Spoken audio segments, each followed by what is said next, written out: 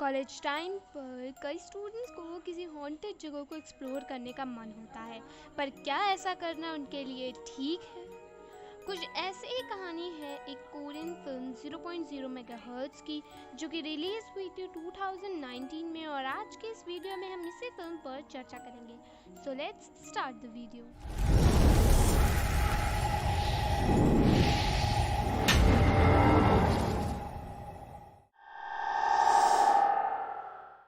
Movie की starting में हम एक कोरियन गांव को देखते हैं, जहां एक लाल वस्त्र पहनी एक औरत एक्सॉर्सिज्म परफॉर्म कर रही थी। इस औरत के इर्द गिर्द गाँव के लोग इकट्ठा हुए थे, और इस औरत के विचित्र डांस और चैंटिंग से सामने के घर का दरवाज़ा अपने आप खुल जाता है। घर के अंदर कुछ असाधारण गतिविधियां हो रही थी, और ऐसे में वो औरत भूतों को ज़ोर ज़ोर से आवाज़ लगाने लगती है। थोड़ी देर बाद जब गाँव के लोग भी इस घर के अंदर जाते हैं, और वहाँ जो उन्हें देखने को मिलता है, उससे उनके होश उड़ जाते हैं। जी हाँ, उस औरत का शरीर सीलिंग से लटका हुआ था, और उसका शरीर एकदम विकृत हालत में था। एनीवेज, यहाँ से कहानी 4 साल आगे शिफ्ट होती है, जहाँ हम कॉलेज के दो स्टूडेंट्स को देखते हैं, जिनका नाम सो ही और सांग योप था। ये दोनों इंजीनियरिंग कॉलेज के स्टूडेंट्स थे, साथ ही ये काफ़ी अच्छे दोस्त भी थे। अभी हाल ही में इन्होंने एक कॉलेज के एक ग्रुप को ज्वाइन किया था, जिसे कॉलेज के ही दो सीनियर्स ताइसू और यू जोंग चलाए रहे थे। इस ग्रुप का नाम 0.0 मेगाहर्ट्ज़ था, और ये लोग हॉन्टेड हाउस वगैरह को एक्सप्लोर करने का काम करते थे। इनका पहला मिशन उसी भूतिया घर को एक्सप्लोर करने का था, जिसे हमने मूवी के पहले सीन में देखा था। ताइसू सबको इस घर की स्टोरी बताता है, जहाँ एक मेंटली इल लड़की रहा करती थी, जिसने 4 साल पहले खुद को मार लिया था। और गांव के लोगों को इस लड़की के मौत के बारे में काफ़ी देर से पता चला था, क्योंकि ये घर गांव से थोड़ा दूर था। गांव वाले जब इस घर में गए, तब उन्हें उस लड़की का सिर छत से लटकता हुआ दिखा, और शरीर सड़कर नीचे गिरा हुआ था। इन घटनाओं के बाद गांव में ये बात फैल गई कि वो घर हॉन्टेड है, और ऐसे में हम व्यूअर्स ने देखा ही है कि एक औरत उस घर में एग्जॉर्सिज्म परफॉर्म करने की कोशिश कर रही थी, लेकिन उसका भी वही हर्ष हुआ। ताइसू यहाँ जाकर इन्वेस्टिगेशन करने के लिए रेडी था, लेकिन सानयोप इस सब से काफ़ी डर जाती है और यहाँ जाने से मना कर रही थी, लेकिन एज यूजुअल कोई उसकी बात पर ध्यान नहीं देता। अगले दिन ये लोग कार लेकर उस गांव की ओर बढ़ते हैं, और रास्ते में एक शॉपकीपर उन्हें वहाँ जाने से मना करता है, बट एज यूजुअल ये लोग उसकी बात को अनसुना कर देते हैं और वहाँ से चले जाते हैं। ये लोग थोड़ी देर बाद ही गांव में पहुँच जाते हैं, और इनके स्टे वाले प्लेस से वो हॉन्टेड हाउस बस 5 मिनट की ही दूरी पे था। ऐसे में ये लोग फ़ौरन हॉन्टेड हाउस की तरफ चल देते हैं। यहाँ आते ही सोही को कुछ अजीब सा फील हो रहा था। दूसरी तरफ यू जोंग इस घर में एक टनल को एक्सप्लोर करती है, जो कि काफ़ी अजीब था। ये टनल सीधा हाउस के अंदर जा रहा था, एंड इसे देखकर वो काफ़ी कंफ्यूज हो जाती है। खैर, वो लोग काफ़ी थक चुके थे, तो वो लोग खाने पीने का डिसाइड करते हैं, और यहाँ हम सुओही को पास ही के फॉरेस्ट में देखते हैं, जहाँ उसे अपने सामने एक ओल्ड लेडी की घोस्ट दिखाई देती है, जो कि अगले ही क्षण गायब हो जाती है। सोहे इसे अपना वहम समझकर अपने आप को संभालती है, और फिर वो बाकी लोगों को ज्वाइन करती है। खाना पीना कर लेने के बाद शाम को ये लोग अपने इक्विपमेंट्स वगैरह सेट कर देते हैं। उन लोगों ने जगह जगह फ्रीक्वेंसी मीटर्स लगा दिए थे, साथ ही घर के अंदर और आउट हाउस के पास भी कैमरा वगैरह इंस्टॉल कर दिए थे, ताकि किसी भी तरह की मूवमेंट या एक्टिविटी को वो कैप्चर कर सके। कुछ सेटअप कर लेने के बाद वो लोग नैरो फ्रीक्वेंसी परफॉर्म करने की तैयारी में लग जाते हैं, जिससे वो लोग भूत को कांटेक्ट सके। इस प्रोसेस में एक इंसान के सर पर एक फ्रीक्वेंसी मीटर लगाया जाता है, और अगर फ्रीक्वेंसी की रीडिंग 0.0 मेगाहर्ट्ज़ होती है, तो इसका मतलब वो पर्सन पोजेस हो चुका है। इस प्रोसेस के लिए ये लोग यू जोंग को चुनते हैं, और उसके सर पर डिवाइस वगैरह फिट कर देते हैं। वो लोग डॉल्स लेकर उनमें से एक को उस घर में हैंग कर देते हैं और दूसरी डॉल को किसी जानवर के लीवर के साथ पानी में डुबाकर रख देते हैं। उसके बाद यूजोंग को आसपास सॉल्ट यानी नमक का एक सर्कल बना देते हैं ताकि स्पिरिट वगैरह सर्कल से बाहर ना निकल सके। ना वो लोग कुछ चैंटिंग करते हैं, जिसके बाद सर्कल में लेटी यूजोंग कुछ हरकत करने लगती है। अचानक ही सडन रिएक्टेड मूवमेंट करने लगती है और इसे देखकर ऐसा लग रहा था जैसे वो पॉजेस हो चुकी है। सभी लोग भागकर उसके पास जाते हैं और तभी यूजोंग ज़ोर ज़ोर से हंसने लगते गए क्योंकि वो उनके साथ मजाक कर रही थी। यहाँ इन लोगों को मजाक मस्ती में नमक का सर्कल एक तरफ से ब्रेक हो जाता है और इसके बाद सभी लोग अपनी पोजीशन पर वापस चले जाते हैं। अब यूजोंग को अकेला नहीं छोड़ सकते थे, इसलिए ताइसू वहाँ यूजोंग के साथ रुक जाता है। थोड़ी देर बाद घर में सभी लोग सो चुके थे एक्सेप्ट हानसू। वो अकेला ही बाहर कैमरा मॉनिटर कर रहा था। नाउ एज अ ऑडियंस हमें यहाँ एक सीन दिखाया जाता है जिससे हमें ये क्लियर हो जाता है कि इस घर में किसी लड़की का घोस्ट है जो कि यहाँ आ चुकी थी। थोड़ी देर बाद हांसू अपनी जगह से उठता है और वो पास ही में एक बहुत ही स्ट्रेंज बर्ड को नोटिस करता है। इस बर्ड को आंखें ग्लिटरी ब्लू थी और ये साइज में भी काफ़ी बड़ा था। बर्ड से फैसिनेटेड हांसू उसके फॉलो करता है और जो कि उसी टनल में चली जाती है जिसे सुबह यूरोंग ने घर को एक्सप्लोर करते वक्त खोजा था। वहीं सोही सांयोग को उठाकर उससे कहती है कि वो यहाँ आ गई है, लेकिन तभी हमें सोही के ठीक पीछे उसी लेडी की घोस्ट दिखाई देती है जो कि सोही का मुंह बंद कर देती है। वही हान सियोक वापस मॉनिटरिंग सिस्टम के पास आ जाता है और वो एक चीज़ नोटिस करता है कि अचानक ही यू जोंग की डिवाइस की फ्रिक्वेंसी बहुत तेज़ी से गिरने लगी थी और गिरते गिरते वो 0.0 मेगाहर्ट्ज़ पे पहुंच चुकी थी, विच clearly means you Jong possess हो चुकी थी। हान सियोक यू जोंग के रूम में जाने ही वाला था, लेकिन वो देखता है कि यू जोंग खुद बाहर आ जाती है and to its complete shock Yu Jong की दोनों आंखें पूरी तरह सफ़ेद हो चुकी थी। यू जोंग अपने आप कहीं जाने लगती है और हान सियोक अंदर की तरफ भागकर ताइसू को उठाता है, जिसके बाद वो दोनों मिलकर यू जोंग को ढूंढना शुरू कर देते हैं। इसी बीच हमें दिखाया जाता है कि जिस डॉल को इन लोगों ने सीलिंग से लटकाया था उसकी बॉडी गायब हो गई थी, बचा था तो सिर्फ उस डॉल का सिर, और ये ठीक वैसा ही था जैसे इस घर में मरने वाली लड़की के साथ हुआ था। सब लोग यहाँ यूजोंग को ढूंढते हुए उसी टनल के पास आ जाते हैं जहाँ वो यूजोंग को खड़ा पाते हैं। यूजोंग अपना हेड किसी तरह टर्न करती है और उनसे हेल्प मांग रही थी और उसे देखकर ऐसा लग रहा था एज इट कि उसकी बॉडी को किसी ने जकड़ रखा हो, और इससे पहले कि कोई उसकी हेल्प कर पाता यूजोंग को वो स्पिरिट टनल के अंदर खींच कर ले जाती है। ये सब देखकर सो ही अचानक बेहोश हो जाती है, जिसके परिणाम अनुसार सांग योब उसे कार में बिठाकर वापस ताइसू के पास लौट जाता है। अब सांगयोब और ताई सू टनल के एंटर करने का डिसाइड करते हैं और हांसो को सारे इक्विपमेंट्स वगैरह सेफ रखने का काम मिलता है। यहाँ सांगयोब और ताई सू यू जोंग को बचाने के लिए टनल के फ्लोर को तोड़ने लगते हैं और तभी उन्हें यू जोंग की आवाज़ आती है। वो लोग तेज़ी से फ्लोर को तोड़कर यू जोंग को देखते हैं जो कि बेहोश पड़ी हुई थी।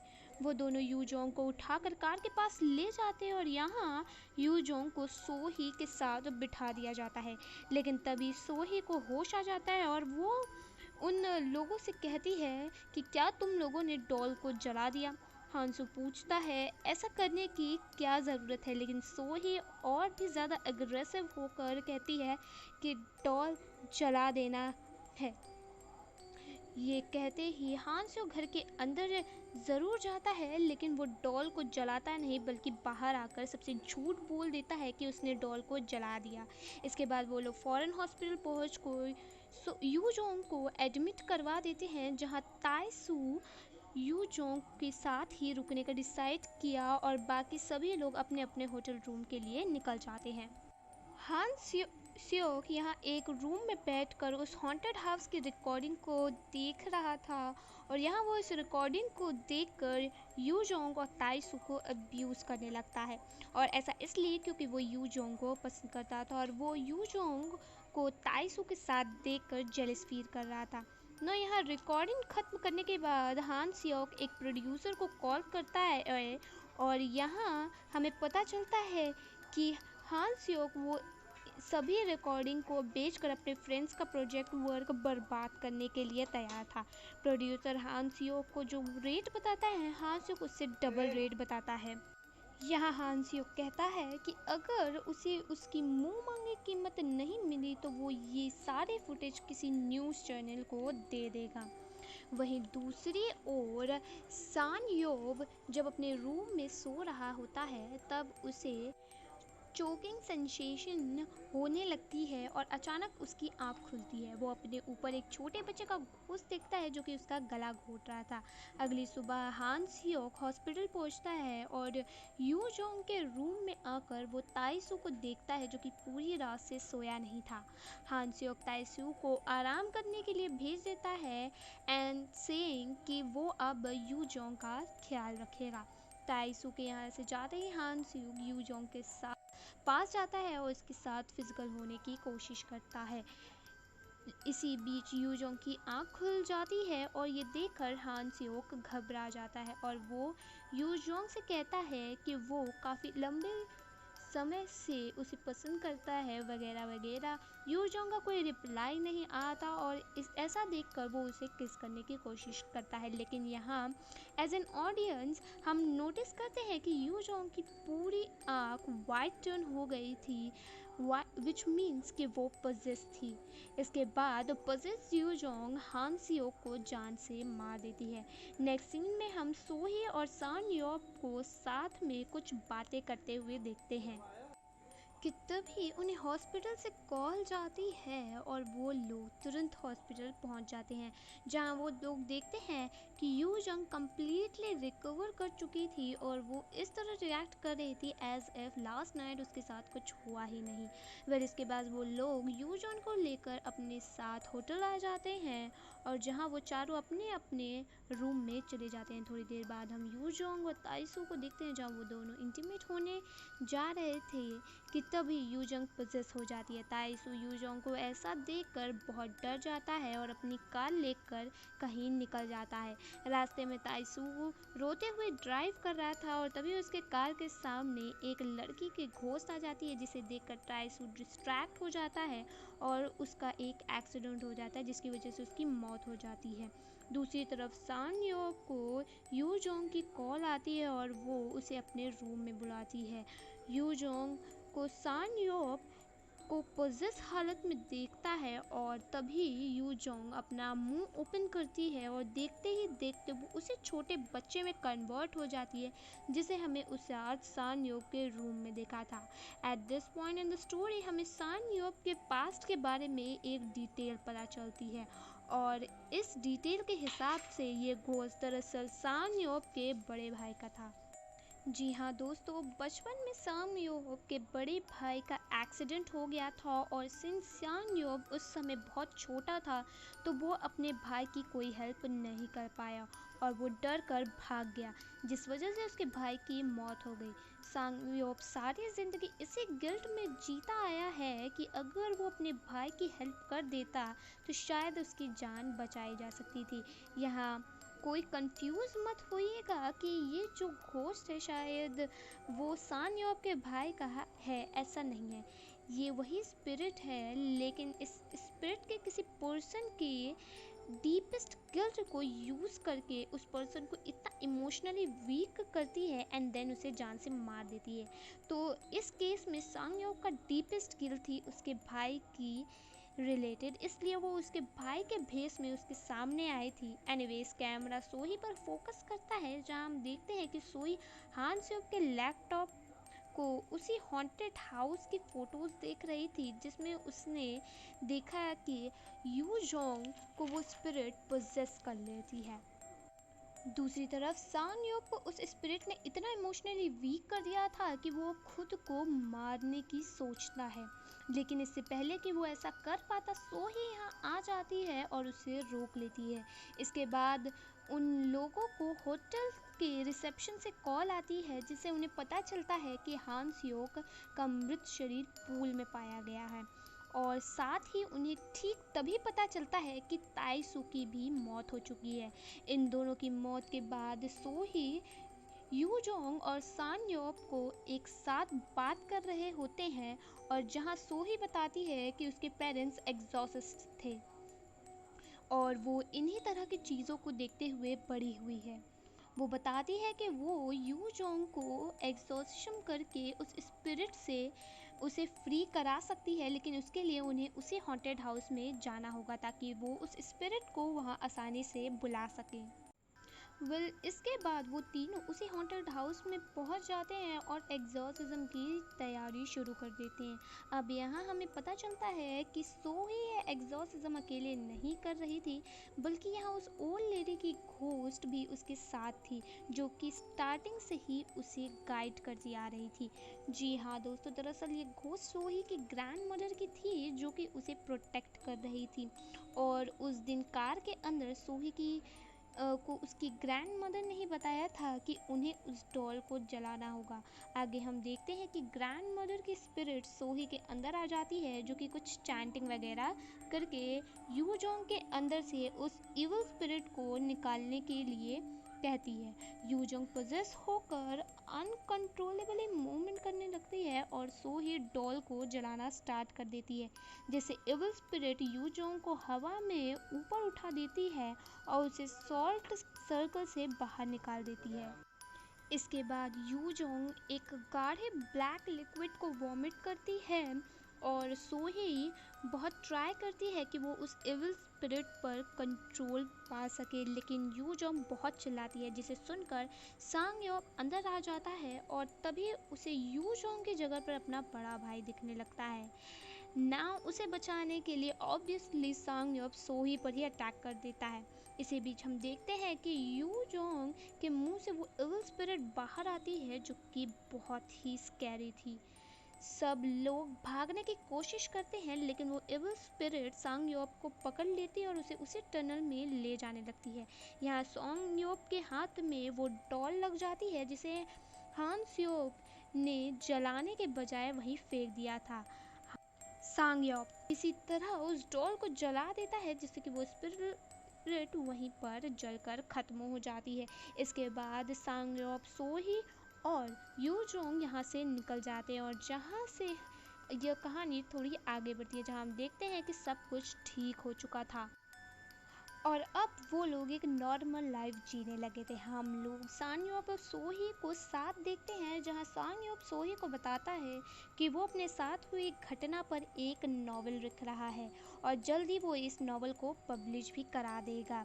तभी सांगयोप को एक कॉल आती है, जिसे अटेंड करने के लिए वो बाहर जाते हैं। ना सो ही उसके लैपटॉप में कुछ फ़ोटोज़ वगैरह देखने लगती है, जहाँ उसे एक ओल्ड वीडियो भी मिलती है उसी रात की, जब वो लोग लास्ट बार उस घर में एग्जॉर्सिज्म परफॉर्म करने गए थे। रिकॉर्डिंग में सोही देखती है कि उस रात टनल में उस स्पिरिट ने सांयोप को पोजेस कर लिया था और डॉल जलने के बाद भी वो स्पिरिट खत्म नहीं हुई थी, बल्कि सांयोप के अंदर ट्रांसफ़र हो गई थी।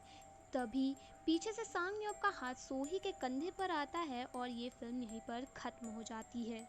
तो दोस्तों, ये थी फिल्म की कहानी, और यहाँ फिल्म के एंड में हमने देखा कि शायद वो स्पिरिट अभी तक खत्म नहीं हुई थी और उसने सांगयोप को पोजेस कर लिया था। अब मूवी में इस इविल स्पिरिट के बैक स्टोरी के बारे में हमें कुछ खास नहीं बताया गया है, और ना ही उस ओल्ड एग्जॉर्सिस्ट के बारे में कुछ खास दिखाया गया है, जो कि मूवी के ओपनिंग सीन में एग्जॉर्सिज्म परफॉर्म करते वक्त मर गई थी। और मे भी ओपनिंग सीन बस ये दिखाने के लिए डाला गया था कि उस स्पिरिट को काबू में करना आसान नहीं है। तो ये थी 0.0 मेगाहर्ट्ज़ की एक्सप्लेनेशन, और मुझे पूरी उम्मीद है कि आपको ये वीडियो पसंद आई होगी। अगर वीडियो पसंद आई हो तो इसे लाइक करें, हमारे चैनल को सब्सक्राइब करें और इस वीडियो को ज़्यादा से ज़्यादा शेयर करें। तो मिलेंगे हम आपसे नेक्स्ट संडे एक ऐसी ही कहानी, एक ऐसी ही वीडियो, एक ऐसी ही मूवी एक्सप्लेनेशन के साथ। तब तक के लिए बाय बाय।